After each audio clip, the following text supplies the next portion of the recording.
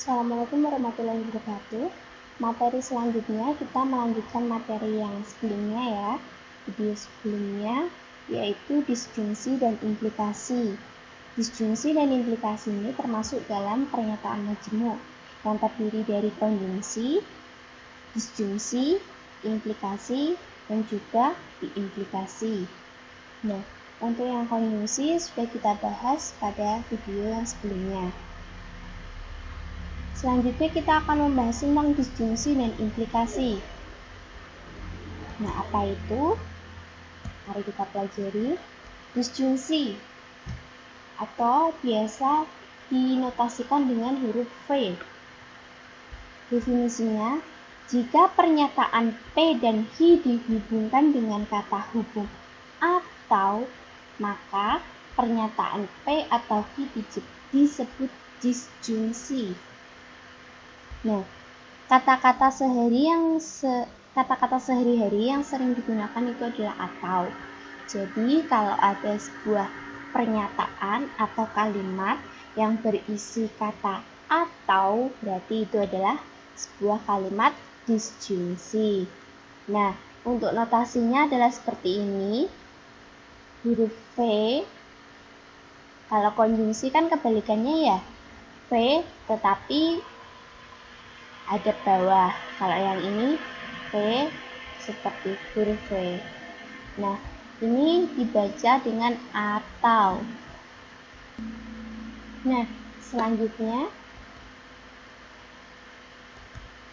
perhatikan tabel kebenaran berikut. Di sini ada dua buah pernyataan yaitu P dan H. Di sini ada P atau H. Nah, di sini jika salah satu pernyataan bernilai benar, maka disjungsinya juga akan bernilai benar. Disjungsi bernilai salah jika kedua pernyataannya bernilai salah. Jadi, semuanya ini jika P dan Q itu ada salah satu yang benar, maka disjungsinya itu adalah nilainya itu selalu benar, nilai kebenarannya itu benar. Jadi kalau P-Q benar-benar berarti disjungsinya benar. P-nya saja yang benar juga bernilai benar disjungsinya. Q-nya saja yang benar, disjungsinya juga bernilai benar. Nah, kapan disjungsi bernilai salah? Nah, ini hanya saat ini. Saat P dan Q atau pernyataan 1 dan 2 itu bernilai salah. Jadi jika kedua pernyataan itu bernilai salah, maka disjungsinya akan bernilai salah. Jadi intinya semua bernilai benar. Nah, yang bernilai salah cuma ini satu. Jika kedua pernyataannya bernilai salah, maka disjungsinya akan bernilai salah. Selanjutnya kita ke contoh.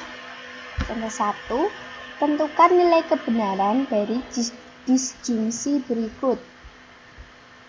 P. Salah satu faktor dari 9 adalah 6. Q. 20 habis dibagi dengan 2. Nah, untuk pernyataan P, salah satu faktor dari 9 adalah 6. Ini jelas bernilai salah. Karena apa? Faktor 9 itu kan nggak ada 6-nya ya. Artinya 1, 3, sama 9. Nah, untuk yang Q, 20 habis dibagi dengan 2. Ya, ini tentu akan bernilai benar. Nah, disjungsinya atau P disjungsi Q atau P atau Q itu adalah ini kalimatnya. Salah satu faktor 9 adalah 6 atau 20 habis dibagi 2. Nah, kata hubung antara kalimat 1 dan 2, kata yang menghubungkan kedua kalimat atau kedua pernyataan itu pakainya ini. Karena apa? Karena bahasa sehari-hari yang dipakai tadi sudah di awal sudah saya jelaskan, yaitu menggunakan kata atau. Dibaca atau ini kata sehari-hari yang digunakan adalah atau. Nah, kita balik ke contoh. Jadi disjungsinya itu ini, kemudian kita cari nilai kebenaran dari disjungsi tersebut. Karena P bernilai benar, karena P itu bernilai salah ya. P-nya itu bernilai salah, sedangkan V-nya itu bernilai benar, maka nilai kebenaran dari P disjungsi V adalah benar. Karena apa? Karena kan tadi di tabel kebenaran sudah dijelaskan, jika salah satunya itu benar, berarti disjungsinya juga bernilai benar. Jadi kesimpulannya, karena P bernilai salah dan V bernilai benar, maka disjungsinya bernilai benar. Contoh selanjutnya, tentukan nilai kebenaran dari setiap disjungsi berikut. Yang pertama, 4 dikalikan dengan 5 sama dengan 20. Atau 20 adalah bilangan genap. Yang kedua, 6 dikalikan dengan 5 sama dengan 30. Atau 30 adalah bilangan ganjil. Nah, kita selesaikan. Yang pertama, ini ya. Kita misalkan 4 kali 5 sama dengan 20 itu kita misalkan dengan P. Dan untuk 20 adalah bilangan genap, itu kita misalkan dengan V. Maka kita cek 4 dikali 5 sama dengan 20, ini bernilai benar. Sedangkan 20 adalah bilangan genap juga bernilai benar. Nah, karena P dan V-nya bernilai benar, maka disjungsinya bernilai benar. Misalkan, yang kedua ya, misalkan 6 dikali 5 sama dengan 30, kita misalkan dengan P, dan untuk V itu adalah 30 adalah bilangan ganjil, maka 6 kali 5 sama dengan 30 bernilai benar. Sedangkan untuk 30 adalah bilangan ganjil bernilai salah. Karena apa? Karena 30 bukan merupakan bilangan ganjil. Karena merupakan 30 adalah bilangan genap. Jadi 30 adalah bilangan ganjil bernilai salah. Selanjutnya, karena P bernilai benar dan V bernilai salah, maka disjungsinya adalah bernilai benar. Tapi kan di sini sudah dicari bahwa P-nya itu bernilai benar, sedangkan untuk V-nya itu bernilai salah. Tapi kan salah satu pernyataan sudah ada yang benar. Jadi kesimpulannya adalah disjungsinya itu bernilai benar. Soal nomor 3. Tentukan nilai kebenaran dari disjungsi berikut. 5 dikali 6 sama dengan 15, atau 15 adalah bilangan genap. Sama seperti tadi, kita cek dahulu. Kita misalkan 5 kali 6 sama dengan 15, kita misalkan P. Dan untuk 15 adalah bilangan genap, kita misalkan dengan V. Nah, kita cek 5 dikali 6 itu 30 kan? Bukan 15. Berarti pernyataan ini bernilai salah. Nah, kita cek 15 adalah bilangan genap. Ini bernilai salah. Karena apa? Karena 15 itu merupakan bilangan ganjil, bukan merupakan bilangan genap. Nah, kita cari kesimpulannya. Karena pernyataan pertama dan keduanya itu sama-sama bernilai salah. Tadi kita lihat di tabel kebenaran kan, disjungsi akan bernilai salah jika pernyataan pertama dan keduanya itu bernilai salah. Nah, jadi pernyataan yang ini kan pernyataan pertama dan keduanya bernilai salah. Jadi disjungsinya itu bernilai salah. Nah, kemudian ada ini, ingkaran disjungsi. Lingkaran tadi adalah negasi, jadi negasi disjungsi atau ingkaran disjungsi atau penyangkalan disjungsi. Jadi misalkan ada disjungsi, kita ingkarkan, kita balikkan, ya seperti itu. Nah, ingkaran disjungsi adalah ingkaran kan notasinya adalah S tidur. Nah, untuk disjungsi kan seperti ini, V. Jadi, jika dinegasikan atau diingkarkan itu notasinya akan jadi seperti ini. Negasi P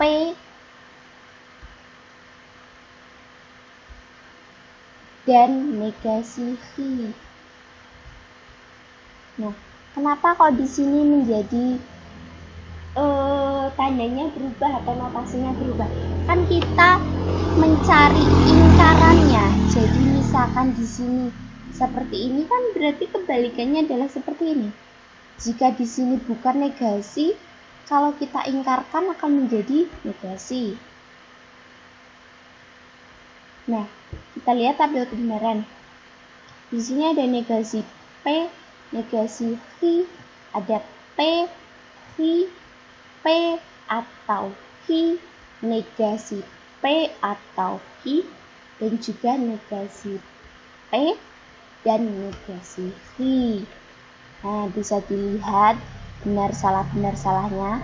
Jadi kalian itu kalau mau membuat tabel kebenaran itu seperti ini, kita susunnya itu benar-benar salah-salah. Jadi kalau ada dua pernyataan itu kolomnya ke bawah itu ada 4 itu dibagi 2 sama rata, benar-benar salah-salah, setengah-setengahnya. Jadi ini kan ada dua pernyataan, berarti tabel ke bawahnya atau kolom ke bawahnya itu ada 4, yaitu ini benar-benar salah-salah kita bagi 2, karena ada 4 berarti 2, benarnya 2, salahnya 2. Kemudian habis itu kita itu membuatnya habis benar-benar salah-salah, kita silangkan, kita seling-seling, benar salah seperti itu terus. Jadi habis dibagi rata sama rata setengah-setengah, di situ benar salah.